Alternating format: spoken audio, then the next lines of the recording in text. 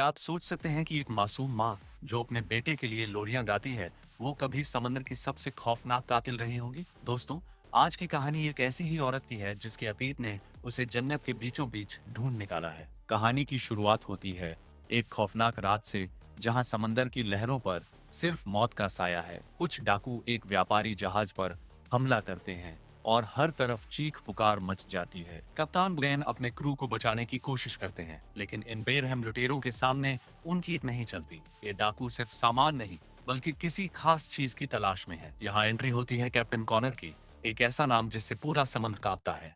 उसके हाथ में एक सोने का सिक्का है जिस पर उसका खास निशान बना हुआ है। कॉनर कैप्टन बोडेन से पूछता है कि एक मामूली व्यापारी के पास उसका ये खोया हुआ सोना कहाँ से आया।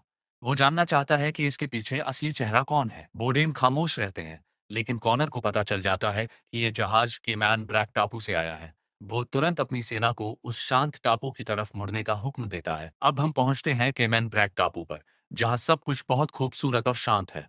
यहाँ लोग सुकून की जिंदगी जी रहे हैं, अनजान की एक तूफान उनकी तरफ बढ़ रहा है। चर्च में पादरी दुआ कर रहे हैं कि समंदर में गए सभी नाविक सही सलामत लौट आएं, खासकर कैप्टन टीएच बोडेन, जिनका परिवार बेसब्री से उनका इंतजार कर रहा है। यहाँ हम मिलते हैं एलिजाबेथ से, जो अपने प्रेमी वेस्टन के साथ है। वेस्टन उसे इस छोटे से टापू से दूर ले जाने के सपने दिखा रहा है। तभी एलिजाबेथ की भाभी अरसेल वहां पहुंच जाती है। अरसेल एक सख्त मिजाज औरत है जो अपने घर और परिवार की सुरक्षा को लेकर हमेशा चौकन्नी रहती है। अरसेल का बेटा आइजैक अपने पिता की याद में दिन गिन रहा है।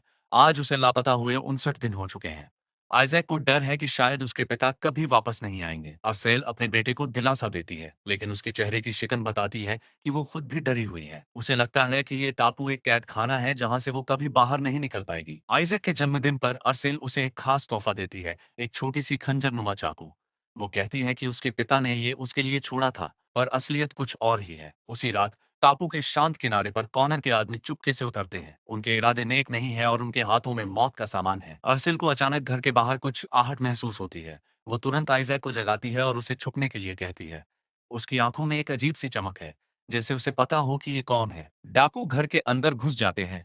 वो अरसेल को डराते धमकाते हैं और सोने के बारे में पूछते हैं, लेकिन यहाँ एक बहुत बड़ा खुलासा होता है।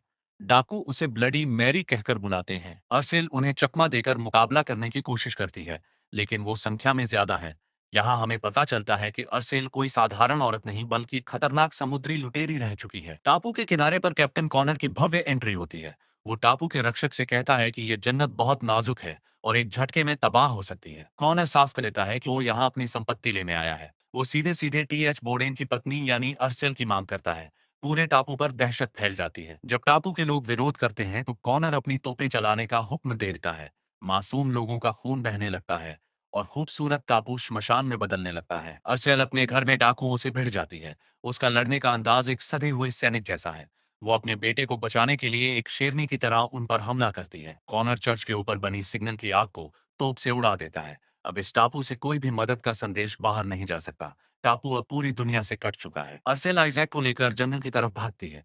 उसे पता है कि कॉनर उसे तब तक नहीं छोड़ेगा जब तक उसे वो सोना और ब्लडी मैरी नहीं मिल जाती। जंगल में उसे पादरी ब्रैडली मिलते हैं। अरसेल उन्हें बताती है कि कॉनर वापस आ गया है। ब्रैडली उसे चेतावनी देते हैं कि मासूम लोग उसकी वजह से मारे जा रहे हैं। पादरी ब्रैडली, जो कभी अरसेल के पुराने साथी थे, उसकी मदद करने का फैसला करते हैं। वो आइजैक को सुरक्षित स्थान पर ले जाने की जिम्मेदारी लेते हैं। अरसेल अपनी ननद एलिजाबेथ को ढूंढ लेती है, जो वेस्टन की मौत के बाद सदमे में है। अरसेल उसे समझाती है कि अब रोने का नहीं, बल्कि लड़ने का वक्त है। कॉनर के आदमी दलदल और जंगलों में अरसेल का पीछा कर रहे हैं। यहाँ का माहौल बहुत तनावपूर्ण है। हर झाड़ी के पीछे मौत छुपी हुई है। तभी कॉनर पादरी ब्रैडली को पकड़ लेता है। वो उन्हें अरसेल का पता बताने के लिए मजबूर करता है, लेकिन ब्रैडली अपनी वफादारी नहीं छोड़ते। कॉनर बिना किसी रहम के पादरी ब्रैडली को मौत के घाट उतार देता है।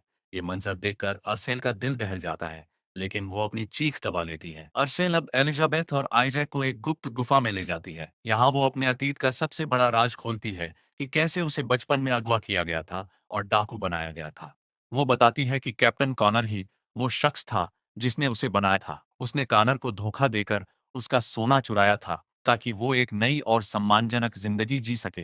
कॉनर अरसेल के पति बोडेन को सबके सामने ले आता है। वो अरसेल को अल्टीमेटम देता है कि या तो वो खुद को सौंप दे या फिर अपने पति की मौत का तमाशा देखे। अरसेल बाहर आती है और कॉनर से सौदा करने की कोशिश करती है। लेकिन कॉनर अब सिर्फ सोने से खुश नहीं है, उसे ब्लडी मैरी का सिर चाहिए। यहाँ एक दिल दहला देने वाला ट्विस्ट आता है। कॉनर अरसेल की आंखों के सामने उसके पति बोडेन को बेरहमी से मार देता है। अरसेल की दुनिया उजड़ जाती है। पति की मौत अरसेल के अंदर की ब्लडी मैरी को जगा देती है। वो फैसला करती है कि अब भागना बंद और शिकार शुरू। वो डाकुओं को अपनी गुफाओं के जाल में फंसाने की योजना बनाती है। गुफा के अंधेरे में अरसेल एक एक करके डाकुओं का खात्मा करना शुरू करती है। उसकी फुर्ती और वार करने का तरीका देखकर डाकू भी खौफ में आ जाते हैं। अंत में अरसेल और कॉनर का आमना सामना होता है। कॉनर उसे अपनी संपत्ति कहता है, लेकिन अरसेल उसे बताती है कि वो अब किसी की गुलाम नहीं है। दोनों के बीच एक भयंकर लड़ाई होती है। हार जीत के इस खेल में अरसेल अपने जख्मों की परवाह किए बिना कॉनर पर वार करती है और आखिरकार उसके सीने में खंजर उतार देती है। कॉनर की मौत के साथ ही अरसेल का खौफनाक अतीत भी खत्म हो जाता है। वो अपनी ननद को गले लगाती है और बताती है कि उसका असली नाम मरियम है। दोस्तों, ये कहानी हमें सिखाती है कि एक माँ अपने परिवार के लिए कुछ भी कर सकती है।